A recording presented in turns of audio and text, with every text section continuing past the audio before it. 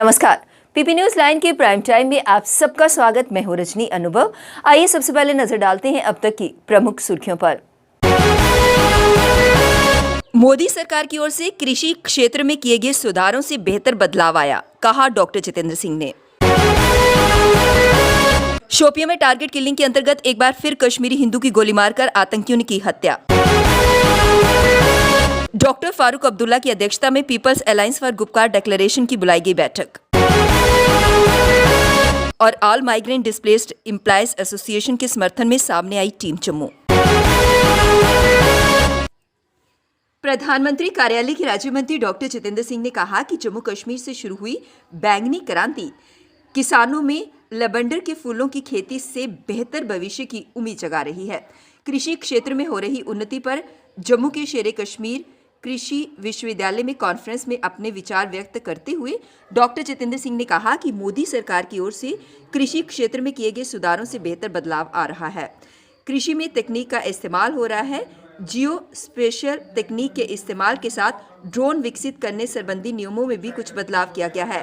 Sustainable agriculture innovation विषय पर वीरवार को कॉन्फ्रेंस में उन्होंने कहा कि अब कृषि नीतियां बनाने वालों के साथ कृषि वैज्ञानिक पूरी कोशिश कर रहे हैं कि खाद्य सुरक्षा सुनिश्चित करने के साथ ग्रीन हाउस गैस उत्सर्जन को कम कर ऐसी फसलें तैयार की जाएं जिन पर विपरीत मौसम का असर नहीं होता है। दक्षिण कश्मीर के जिला शोपियां में आतंकवादियों ने एक बार फिर कश्मीरी हिंदू को निशाना बनाते हुए हमला किया है। गोलीबारी में इस घटना में कश्मीरी हिंदू गंभीर रूप से घायल हो गए।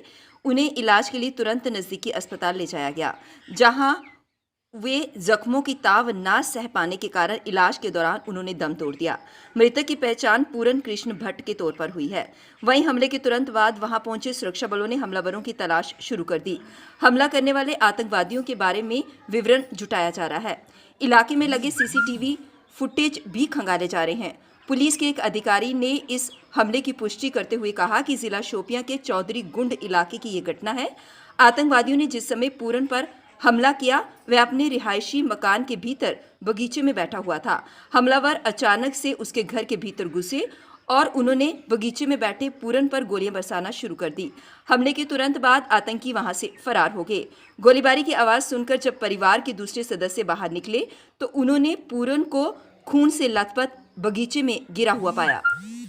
नेशनल कॉन्फ्रेंस के अध्यक्ष डॉक्टर फारूक अब्दुल्ला के निवास पर people's alliance for Gupkar declaration के घटक दलों के नेताओं की बैठक शुरू हो गई है।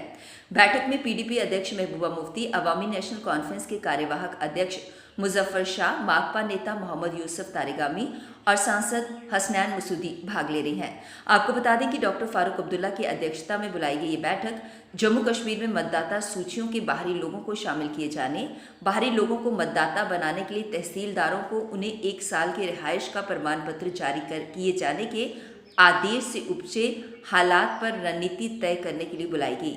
पीएचईडी के एक वरिष्ठ नेता ने बताया कि श्रीनगर में हो रही इस बैठक के बाद सोमवार को जम्मू में भी इसी तरह की बैठक बुलाई जाएगी। नहीं है कि नौकरियों का मसला बड़ा सख्त है। जो नौकरियों का वादा किया था वो पूरा नहीं हुआ। आज भी हमारे बच्चे बच्चियां पढ़ी लिखी बेकार हैं और बहुत मुसीबत से गुजर रही हैं। हमने बार बार इनसे गुजारिश की है कि आपने वो 50,000 नौकरियों का वादा किया था वो कहाँ है। अभी मैं वार्ड 1 और मडवा से तशरीफ़ लाया, वहाँ तो पूछिए मत उन बच्चों की हालत क्या है। वहाँ हैरान होंगे आप कि सब डिस्ट्रिक्ट हॉस्पिटल बन रहा है और थोड़ी सी कमी है मगर डॉक्टर एक है। आप बताइए मुझे, जो लोग इतनी बर्फ़ में जितना ये आपका छाता है वो कहाँ जाएंगे। मैंने एलजी साहब को ख़त भी लिखा है उसके बारे में कि साहब उनकी मुश्किलात को देखिए, कई मुश्किलात हैं। Thank you very much. Kashmir में हो रही लगातार टारगेट किलिंग को लेकर लोगों के मन में डर समा गया है और ऐसे में all migrant displaced employees association Kashmir लगातार प्रदर्शन करता आ रहा है। उनका कहना ये है कि उन्हें उनके गृह जिलों में तबादला उनका किया जाए ताकि ये लोग राहत की सांस ले सकें। इसी को लेकर आज टीम जम्मू के अध्यक्ष जोरावर सिंह सामने आए। उन्होंने कहा सरकार से पुरजोर मांग करते हुए कहा कि इन लोगों की जो मांग है, जो अपने गृह जिलों में तबादले की मांग कर रहे हैं, उस मांग को पूरा किया जाए ताकि ये लोग राहत की सांस ले सकें। फिर हुई मई में तो सब वापस आए हैं। इनकी जो डिमांड्स हैं बिल्कुल जेन्युइन है और आखिर कब तक हमारी राष्ट्रवादी सोच रखने वाला एक निहत्था हमारा भाई या बहन जो है ऐसे हमलों का शिकार बनेंगे। हम ये मांग करते हैं एलजी प्रशासन और ख़ासकर मनोज सिन्हा जी से कि आप इंटरवीन कीजिए और इनकी जितनी भी डिमांड्स हैं बिल्कुल जायज़ हैं। अब हम और राहुल भट्ट जो है वो शहीद नहीं होने देंगे और कोई रजनीवाला शहीद नहीं होने देंगे। हम इन स्ट्राइकिंग एम्प्लॉयज़ के साथ शाना बशाना खड़े हैं और जहाँ जहाँ पर भी ये हमें हमारी ड्यूटी समझेंगे, हमारा एक वॉलंटियर जो है इनके साथ इनकी इस संघर्ष में पूरा साथ। सर 4-4 महीने से ये लोग प्रदर्शन पर हैं लेकिन देखने वाला कोई नहीं, सुनने वाला कोई नहीं। अफसोस, हैरत इस बात की कि जो तिरंगे के लिए जान देते हैं, जिन्होंने इतिहास गवाह है कि चाहे 1990 से शुरू कर लीजिए, ये जो हमारे विस्थापित भाई बहन हैं कितना संघर्ष किया। शायद जो आज कुर्सियों पर बैठे हैं वो कभी इन कुर्सियों में नहीं होंगे, उस समय अपने अपने कॉलेजेस में होंगे। शायद उनको एक बार फिर इनके बुज़ुर्गों की व्यथा याद करवाने की ज़रूरत है कि किस संघर्ष से उन्होंने अपने बच्चों को पाला और इस कदर खड़ा किया कि वो फिर आगे अपने परिवार को, अपने कल्चर को, अपनी लैंग्वेज को आगे लेके जाएं। मैं समझता हूँ आज कहीं ना कहीं एक बार फिर एक प्रहार हो रहा है। इनकी सिलेक्टिव किलिंग जो मैं सीधे तौर पे बात कहूँ, एक बार फिर निशाना बनाया जा रहा है। किसी कश्मीरी पंडित या किसी इंडिविजुअल को नहीं बनाया जा रहा, राष्ट्रवाद को निशाना बनाया जा रहा है। ये हम कतई बर्दाश्त नहीं करेंगे और अगर हमने वाकई ही राष्ट्रवाद की बात करनी है तो मुझे लगता है कि आज सरकार को चाहिए कि सरकार जो है इनकी जो भी डिमांड्स हैं, लेजिटिमेट डिमांड्स हैं, जायज़ डिमांड्स हैं, जल्द अज जल्द जो है। 2 साल के बाद जम्मू विश्वविद्यालय कैंपस सांस्कृतिक गतिविधियों से गूंजेगा। विश्वविद्यालय की सबसे बड़ी सांस्कृतिक गतिविधि डिस्प्ले योर टैलेंट नवंबर महीने में होगी। कोरोना से उपजे हालात के कारण साल 2020 और 21 में डिस्प्ले योर टैलेंट प्रतियोगिता नहीं हो पाई थी। इस अहम सांस्कृतिक गतिविधि में विश्वविद्यालय के सभी पीजी विभाग, विवि से मान्यता प्राप्त degree college, BEd college, medical college, engineering college समेत अन्य कॉलेजों के विद्यार्थी भाग लेते हैं। जम्मू विवि के डीन स्टूडेंट वेलफेयर प्रोफेसर प्रकाश अंथाल ने बताया कि हमने इस संबंध में अधिसूचना जारी कर दी है। कॉलेजों को जानकारी दी गई है ताकि वे समय पर तैयारियां कर सके। हमने नियमों संबंधी सारी जानकारियां उपलब्ध करवा दी हैं। इस बार काफ़ी उत्साह होगा क्योंकि 2 साल के बाद सांस्कृतिक गतिविधियां होने जा रही हैं। जब हम इसे शुरू करेंगे तब तक पीजी के दाखिले होंगे। सभी कॉलेजों को 27 अक्टूबर तक एंट्रियां भेजनी होंगी। उसके बाद किसी आवेदन पर विचार नहीं किया जाएगा। देश में 5G इंटरनेट सेवा के आगाज से बड़ी सुविधा मिलने जा रही है, लेकिन संवेदनशील प्रदेश जम्मू कश्मीर में इसे लेकर सुरक्षा चिंताएं और चुनौतियां भी खड़ी हो गई हैं। सुरक्षा मामलों के जानकारों के अनुसार जम्मू कश्मीर में 5G सेवा को पाकिस्तान की खुफिया एजेंसी ISI हथियार के रूप में इस्तेमाल कर सकती है, लेकिन जिसे लेकर सुरक्षा अमले को अभी से तैयार किया जा रहा है। केंद्रीय विश्वविद्यालय जम्मू के राष्ट्रीय सुरक्षा अध्ययन विभाग की ओर से पुलिस महकमे के 20,000 अधिकारियों और कर्मचारियों को साइबर योद्धा की ट्रेनिंग दी जा रही है। जम्मू कश्मीर में हाईटेक तरीकों का इस्तेमाल कर आतंकी गतिविधियों को संचालित किया जा रहा है। इसी ट्रेंड को देखते हुए केंद्रीय विश्वविद्यालय के राष्ट्रीय सुरक्षा अध्ययन विभाग ने 5G सेवा के दौरान कानून की प्रहरियों को समय रहते प्रशिक्षित करने का प्रस्ताव बनाया है। जम्मू संभाग में आईईडी मिलना सबसे बड़ी चुनौती बन गया है। कभी सिटकी बम, कभी टिफिन आईईडी और प्रेशर कुकर आईईडी। पिछले 10 महीनों में जम्मू संभाग के अलग अलग जिलों में 15 बार आईईडी बरामद होने के मामले सामने आ चुके हैं। जम्मू संभाग का कोई एक ऐसा जिला नहीं बचा जहां आईईडी ना मिली हो। यहां तक कि आईईडी से हमले भी किए गए हैं। कुल मिलाकर जनवरी 2022 से लेकर अब तक जम्मू, राजौरी, पुंछ, कठुआ, सांबा, उधमपुर, रियासी, डोडा, किश्तवाड़, रामबन में आईईडी की बरामदगी के मामले सामने आ चुके हैं। जानकारी के अनुसार पुंछ में 7 अक्टूबर को आईईडी के साथ महिला गिरफ्तार हुई। 18 जुलाई को जम्मू पुलिस ने खटीका तालाब, कठुआ और सांबा से 3 आतंकियों को गिरफ्तार किया। इनके पास से 7 सिटकी बम मिले। 15 सितंबर को रियासी में 2 आतंकी गिरफ्तार हुए। इनकी जानकारी पर राजौरी के 2 और आतंकी पकड़े गए। इनके पास से 8 सिटकी आईईडी मिली।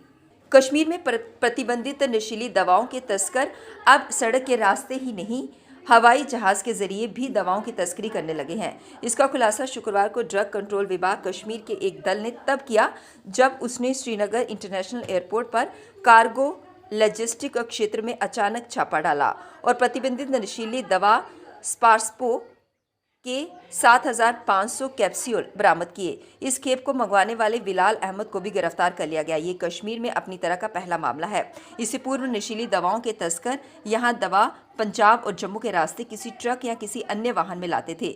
मिली जानकारी के अनुसार ड्रग कंट्रोल कार्यालय श्रीनगर में इसकी सूचना मिली थी कि कुछ लोग प्रतिबंधित नशीली दवाओं की तस्करी अब हवाई जहाज के जरिए कर रहे हैं।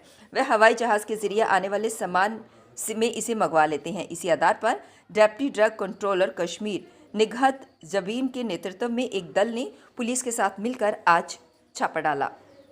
अब वक्त हुआ चला जा रहा है ब्रेक का, मिलते हैं ब्रेक के बाद। मजबूती की पहचान ACC cement, messrs Bishandas Jaswal and sons, authorised stockist, ACC cement, 45 transport Nagar, Jammu. रंगीन खबरों की परत दर परत होता है तबसरा, बयां करता है खबर के पीछे की कहानी। वीर पंचाल से सब कुछ दिखता है।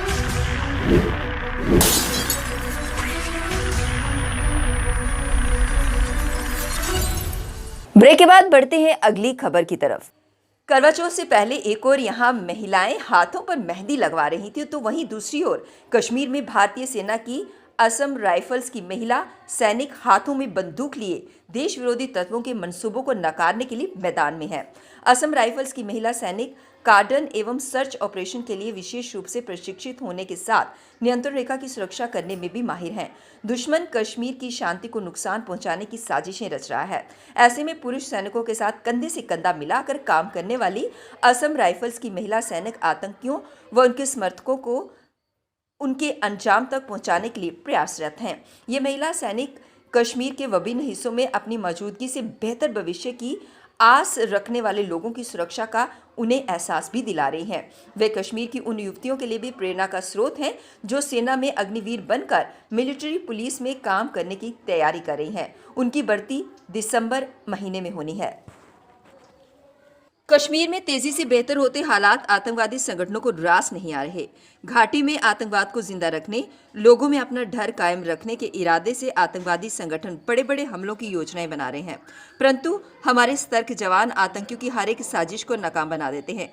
कश्मीर में एक बार फिर पुलवामा दोहराने की आतंकवादियों की योजनाओं को सुरक्षा बलों ने अपनी सतर्कता से नाकामयाब बना दिया। सुरक्षा बलों के साथ साथ आम लोगों को निशाना बनाने के लिए आतंकवादियों ने बांडीपुरा सोपोर हाईवे पर 16 किलो RID लगा दी थी, जिसका सुरक्षा बलों ने समय रहते पता लगा लिया और फिर एक सुरक्षित स्थान पर ले जाकर उसे निष्क्रिय कर दिया। पुलिस का कहना था कि ये IED हाईवे के किनारे लगाई गई थी। यदि आतंकवादी अपनी साजिश में कामयाब हो जाते तो इसमें सुरक्षा बलों के साथ साथ आम लोगों को भी काफ़ी नुकसान पहुंचता। IED को हाईवे से हटाकर बड़े ही एहतियात के साथ रिहायशी इलाकों से दूर ले जाकर निष्क्रिय बना दिया गया। IED निष्क्रिय करने के बाद बांडीपुरा सोपोर हाईवे पर वाहनों की आवाजाही को फिर से बहाल कर दिया गया। ठंड के दस्तक के साथ ही प्रशासन उच्च पर्वतीय इलाकों में हिमपात के दौरान सामान्य जनजीवन और बुनियादी सुविधाओं को यथासंभव बहाल करने के लिए सक्रिय हो गया है। जम्मू प्रांत के 7 जिला उपायुक्तों को हिमपात के दौरान किसी भी आपात स्थिति में निपटने के लिए आपदा प्रबंधन कार्य योजना तैयार करने और तत्काल राहत कार्यों के लिए स्वयं सेवकों को चिन्हित करने के लिए कहा गया। इसके अलावा सभी विभागाध्यक्षों को अपने अपने कार्याधिकार क्षेत्र में जरूरी साजो सामान और खाद्यान्न का पर्याप्त भंडार करने व अपने अधीनस्थ अधिकारियों व कर्मियों को नियमित अंतराल पर ड्यूटी रोस्टर जारी करने को कहा गया।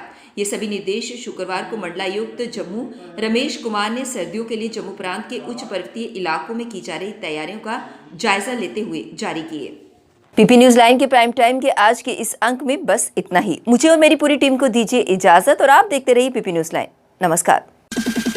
जम्मू में आई टेस्टिंग की साइंटिफिक और मॉडर्न टेक्नोलॉजी के लिए हमेशा याद रखें जेम ऑप्टिशियंस, जहां पर रखा जाता है आपकी हर जरूरत का ख्याल। Gem opticians with the facility of eye exercise, A scan biometry, pachymetry और ऑटोमेटेड फील्ड एनालाइजर। और हाँ, हमारे यहाँ बढ़िया क्वालिटी के ब्रांडेड स्पेक्टिकल्स, सनग्लासेस और कॉन्टेक्ट लेंसेज मिलते हैं। आपका भरोसेमंद एक ही नाम, Gem opticians, Gandhinagar. Gem opticians, Nai Basti. Gem opticians, Amphalla. Gem opticians, Trikuta नगर।